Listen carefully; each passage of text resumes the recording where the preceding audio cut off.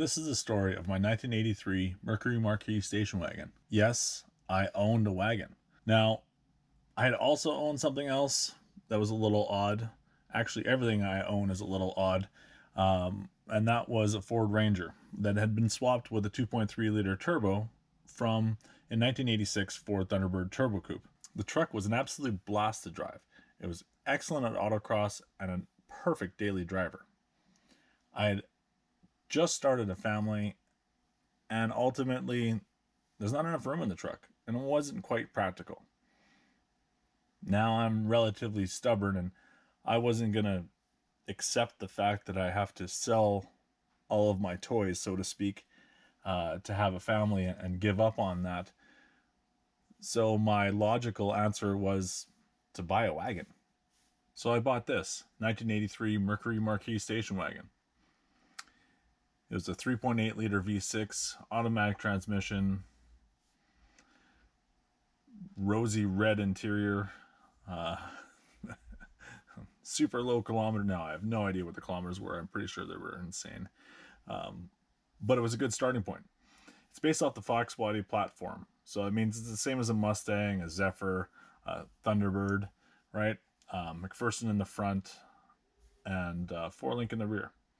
And back then, it had 4-lug wheels. We didn't have 5-lug till later on in the Mustangs. And the interior was not a lot of design, very square, boxy, and not very pretty.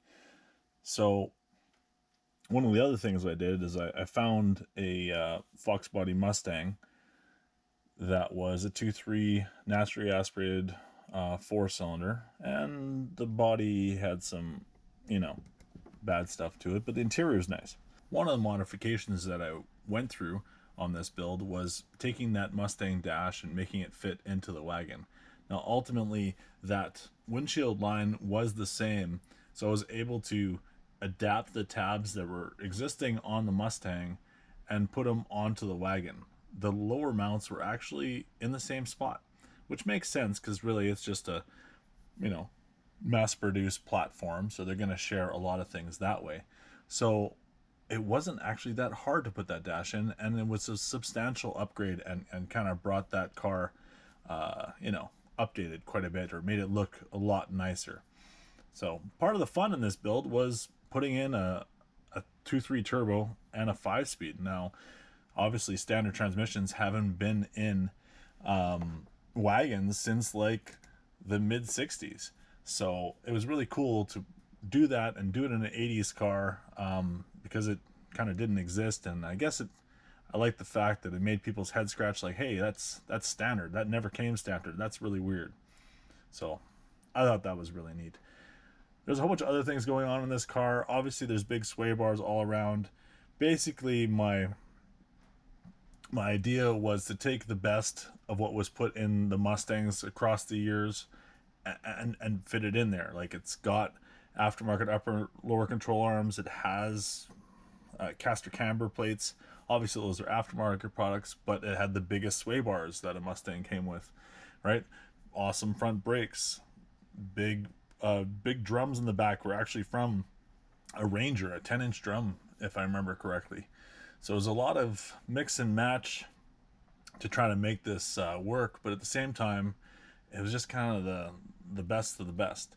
And if you pay attention between this build and the Ranger build, you'll see some shared parts. One being the radiator, because I had a big aluminum radiator and a big fan, so that was actually modded into this.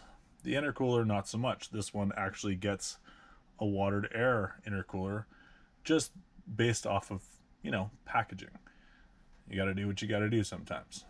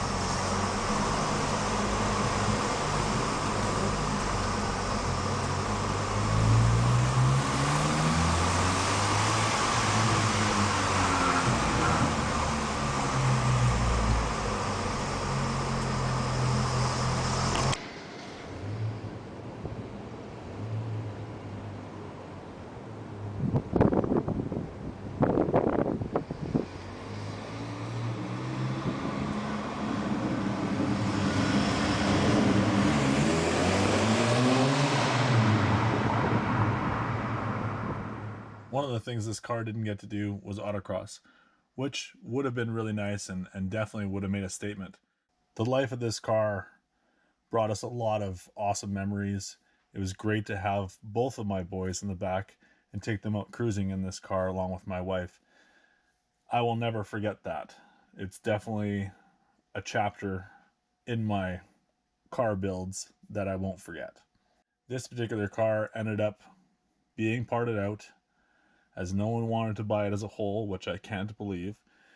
But that's a good thing because I ended up selling individual pieces. I sold the drivetrain, and if you follow my other videos, you know that I have purchased this drivetrain back, and it's in the 63 Volvo 122S.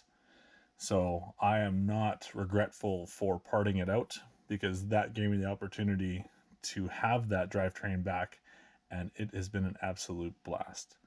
So I hope that you're checking out all my other videos. You've enjoyed this video. I appreciate you guys watching. Please subscribe, like, comment, ask questions. I do have a whole build list of this. This will be in the comments. Thanks again. Take care.